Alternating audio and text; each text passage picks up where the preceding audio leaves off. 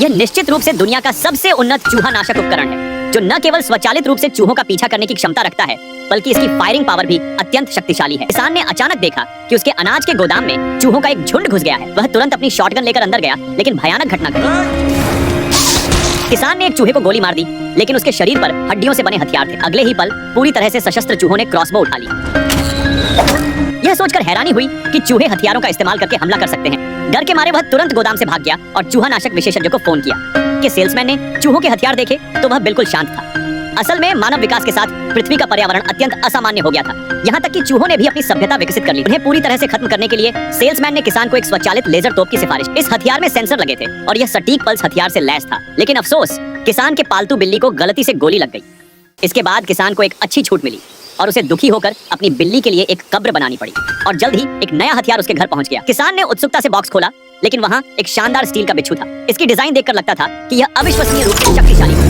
किसान के पास इसे देखने का समय भी नहीं था कि स्टील का बिच्छू अपना मिशन शुरू कर चुका था। जल्द ही गोदाम से गोलाबारी की आवाजें आने लगी और पलक झपकते ही बिच्छू गोदाम से बाहर निकला। किसान इसकी कार्यक्षमता से बहुत खुश था। जब वह सुबह उठा तो उसके दरवाजे के सामने चूहों के शवों का ढेर लगा हुआ था। इतने उन्नत हथियार के सामने चूहों की हालत बहुत खराब थी और वे गोदाम से भागने लगे। लेकिन स्टील का बिच्छू गलतियों से नहीं डरता था। उसने चूहों को पकड़कर हवा में फेंक दिया और फिर उन पर गोलियों की बौछार कर दी। यह दृश्य देखकर किसान और दो अन्य चूहे हैरान रह गए। अगले कुछ दिनों तक स्टील का बिच्छू अपने विनाशकारी मिशन पर लगा रहा। उसकी तीव्र गोलाबारी ने किसान के गिलास को भी तोड़ दिया, जिससे वह इतना गुस्सा हो गया कि उसने शॉटगन उठाई और गोदाम में चला गया। लेकिन वहां उसने जो देखा उससे वह स्तब्ध रह गया।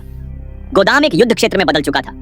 चूहों ने घास काटने की मशीन को टैंक में बदल दिया था और चूहों की सेना क्रॉसबो से जवाबी हमला कर रही थी। स्टील के बिच्छू ने तुरंत गैटलिंग गन से गोलियां चलाना शुरू कर दिया और गोदाम में एक भयंकर युद्ध छिड़ गया। घायल होने के बावजूद चूहों ने हार नहीं मानी। यह पूरी तरह से एक असमान युद्ध था। यहाँ तक कि युद्ध देख रहे किसान के शरीर पर भी खून के छींटे पड़ गए। चूहों के नेता ने घास काटने की मशीन चलाई और बिच्छू के साथ आत्मघाती हमला करने का फैसला किया। यह दृश्य देखकर किसान ने सोचा कि यह चौथा विश्व युद्ध जैसा लग रहा है। लेकिन जब युद्ध समाप्त होने वाला था, तब स्टील का बिच्छू अचानक उठ खड़ा हुआ और अपने टूटे फूटे शरीर के साथ अपने मिशन पर लग गया। चूहों के नेता ने हथियार उठाया और अंतिम लड़ाई के लिए तैयार हो गया।